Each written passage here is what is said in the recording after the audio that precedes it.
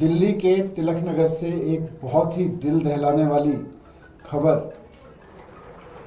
सामने आ रही है, जिसमें एक 7 साल की मासूम बच्ची का बार बार बलात्कार किया गया। ये हम सब के लिए बहुत चिंता की बात है कि दिल्ली में अपराधियों के, महिलाओं के साथ गलत काम करने वालों के हौसले पूरी तरह से बुलंद हैं। ये पूरी तरह से कानून व्यवस्था का मजाक हम बार बार कहते रहे कि दिल्ली में बना हुआ है। अपराधियों के मन में कोई डर नहीं है, बलात्कारियों के मन में कोई डर नहीं है। 7 साल की छोटी सी बच्ची के साथ भला कोई कैसे बलात्कार कर सकता है? लेकिन दिल्ली में इसलिए हो पा रहे हैं क्योंकि कानून व्यवस्था पूरी तरह से ठप है। कानून व्यवस्था को ठीक करने में भारतीय जनता पार्टी की, गृह मंत्री जी की कोई दिलचस्पी नहीं है।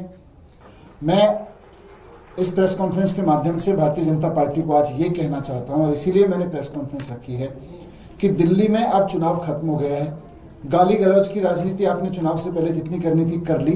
अब तो गाली गलौज की अपनी आदतों को बदल के कुछ काम कर लीजिए। दिल्ली के लोगों ने कानून व्यवस्था आपको पहले से दे रखी है।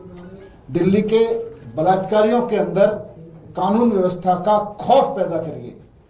दिल्ली के अपराधियों के अंदर कानून व्यवस्था का खौफ पैदा करिए। क्यों नहीं हो पा रहा है? क्योंकि बलात्कारियों को पता है, अपराधियों को पता है कि जिनको कानून व्यवस्था की जिम्मेदारी दी थी, और अब तो सारी जिम्मेदारी दी है और चीजों की भी, उनकी प्रायोरिटीज ही नहीं है।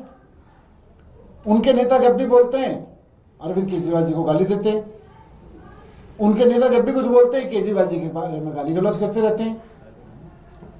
तो मैं बीजेपी को कहना चाहता हूं कि अब जबकि चुनाव भी खत्म हो गया है दिल्ली का, ध्यान दीजिए इस बात पे।